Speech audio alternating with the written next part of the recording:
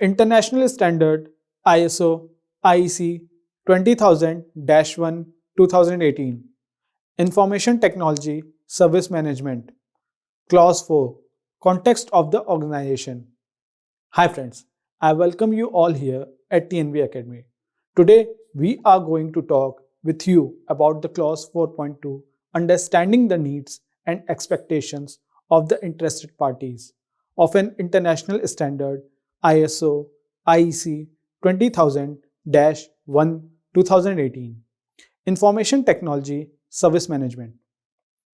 In this session, we shall cover all the requirements of Clause 4.2, understanding the needs and expectations of interested parties in detail along with appropriate examples for your ease. As the requirement of the Clause 4.2 depend upon the requirement of Clause 1, scope of standard, and also Clause 4.1, I would like to recommend you referring Clause 1, scope, and Clause 4.1, understanding the organization and its context of ISO 20000-1 2018.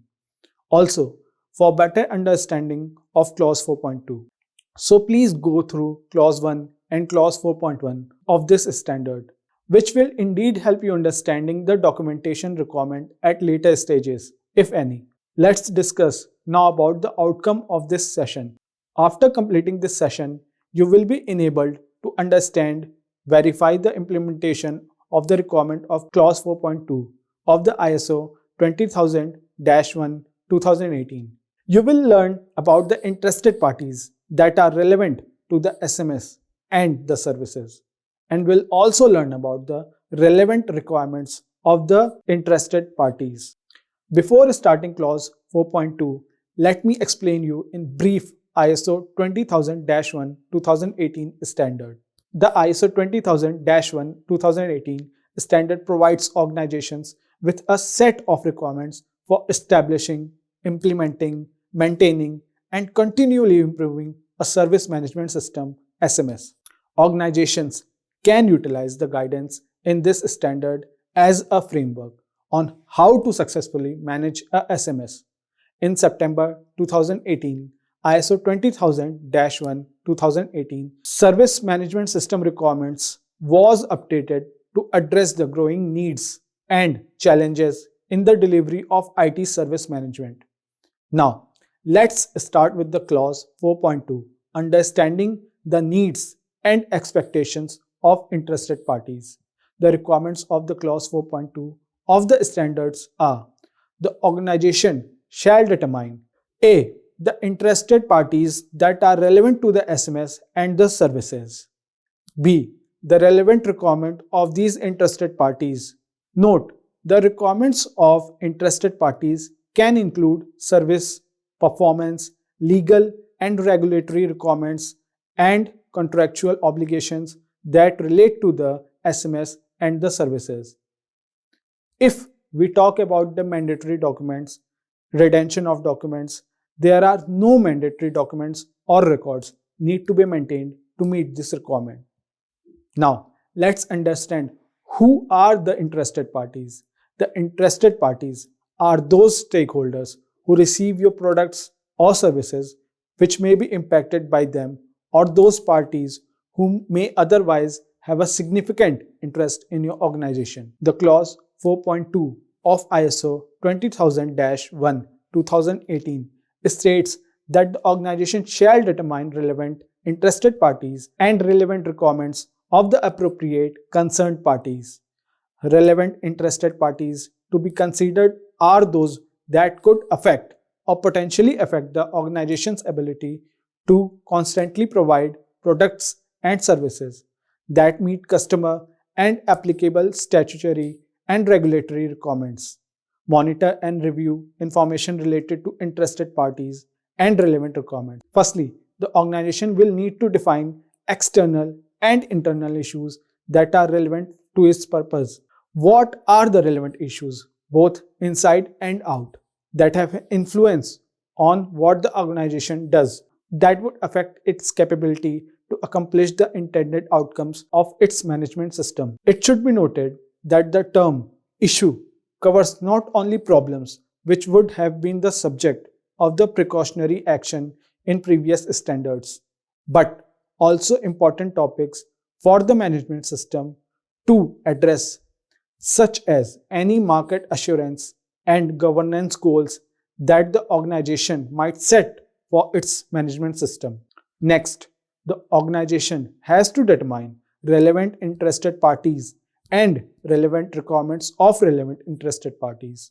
An interested party is a person or organization that can be affected by, or recognize themselves to be affected by a decision or activity that's within the scope of the management system. There will be those external interested parties that enforce specific legal, regulatory, or contractual requirements in an organization. There may also be requirements specified by internal interested parties. For example, management and staff, permanent and temporary. There is no requirement in this international standard for the organization to consider interested parties which have been determined by the organization not to be relevant to its service management system. Similarly, there is no requirement to address a particular requirement of a relevant interested party if the organization considers that the requirement is not relevant. Determining what is relevant or not relevant is reliant whether or not it has an impact on the organization's ability to regularly provide products and services that meet customer and applicable statutory and regulatory requirements, or the organization's aim to improve customer satisfaction. The organization can decide to determine supplementary needs and expectations that will assist it to meet its service objectives. However, it is at the organization's choice whether or not to accept accidental requirements to satisfy interested parties beyond what is required by this international standard ISO 20000-1 2018. For example, one tool which can be used for determining the relevant requirement of relevant interested party is Stakeholder Analysis. The table explains the types of external interested parties and their possible needs and expectations. Type of external interested parties, possible needs and expectations, regulators, compliance and reporting, shareholders, profitability and strategies for growth, neighbors and communities, social responsibility and engagement, local authorities and government consultation and information. You can also find a video session on stakeholder analysis in our portal. Now, coming to an important aspect of the standard, practice writing non-conformity under this clause. I would explain you the process of writing non-conformities. First of all, what exactly is a non-conformity? Non-conformity refers the organization is not fulfilling of the requirements of one or more provisions of the clauses of the ISO 20000-1 2018. Non-conformances are most commonly uncovered during verification, introspection, or testing activities. If your test findings reveal misalignments in your requirements, that's a non-conformance. Non-conformity may be of two types: major non-conformity and minor non-conformity. A minor non-conformity is the failure to conform to a requirement that, in the auditor's opinion, and there is no failure of the service management system. It may be single observed lapse or isolated incident where there is minimal risk of non-conforming product being released to the customer. A major non-conformity would be the total breakdown of management system or one of its processes, or the failure to address a key ISO 20000-1 2018 requirement. Now, let me explain how to write an effective non-conformance report. To achieve the main goal of an effective non-conformance report, you should follow some guidelines which I am describing in detail now. First guideline is to describe in detail the issue that caused the non-conformance. The responsible person for opening the non-conformance report should provide details of the issue that caused the non-conformance, including the who, what, when, and where of detecting the non-conformance. This description needs to be clear and understandable. so the non-conformance can be investigated correctly if needed. Second one is to include the requirements not being met. You must note the requirements that the organization has to fulfill. So you ensure that the responsible person for addressing the non-conformance understands the exact requirement that is being violated. The more specific you are about the issue, the more effective the corrective or corrective action will be. Some examples of requirements not being met can be client requirements, ISO standards, regulatory requirements, etc. The third guideline is to create an action plan to carry out the necessary corrections and corrective actions. This is probably the most relevant step, since the action plan contains the instruction on how to overcome the non-conformance. And if you perform it correctly, you will be able to reduce the consequences of the non-conformance, and minor issues will not grow into a major problems for the organization. Depending on the depth of the non-conformity, two different approaches are possible: performing only the corrections or also the corrective actions. Corrections are the activities that deal only with the consequences of a non-conformance. For example, if an internal audit did not take into account the whole scope of the management system, and then the correction will be to perform an additional internal audit that will cover the whole scope. Corrective actions go a step further from corrections. They analyze the cause of non-conformance and they will focus on eliminating the cause in order to prevent the same problem from happening again. Using the same example of internal audit, the root cause could be the internal auditor was not trained properly, or the person who had defined the internal audit program was not informed about the required scope. In principle, the decision to open a corrective action will be made if the non-conformity significantly affects the achievement of the goals of the management system.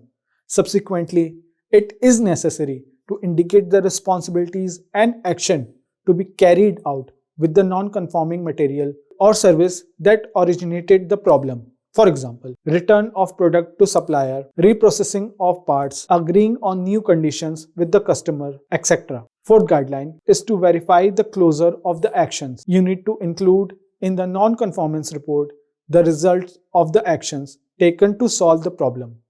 In case the non-conformity has not been solved after carrying out planned actions, another report should be opened with the details of the original non-conformance. And the last guideline is to monitor and measure NCRs. Non-conformance reports are input of the management review and they are key part of the continual improvement of the system.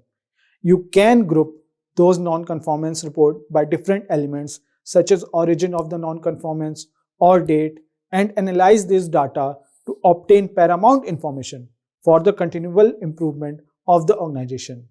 I hope these guidelines will help you in writing an effective non-conforming report for your client organization.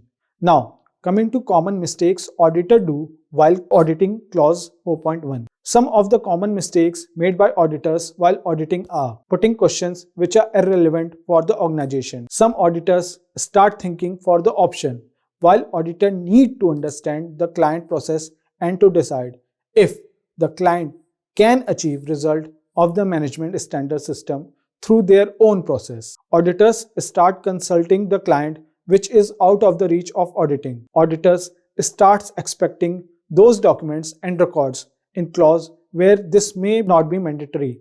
Auditors impose their opinion without facts. Auditors report findings but don't provide evidence. Auditors stick off checklist without considering the bigger picture. Auditors believe the paperwork and ignore the facts. Auditors feel obliged to find errors. Auditors allow cost cutting to staff the audit. It is highly recommended that being an auditor, you should avoid these common mistakes while doing ISO audits to make it successfully implemented. Dear friends, we have now come to the conclusion of this training session. See you soon with an exciting new topic. Till then, goodbye.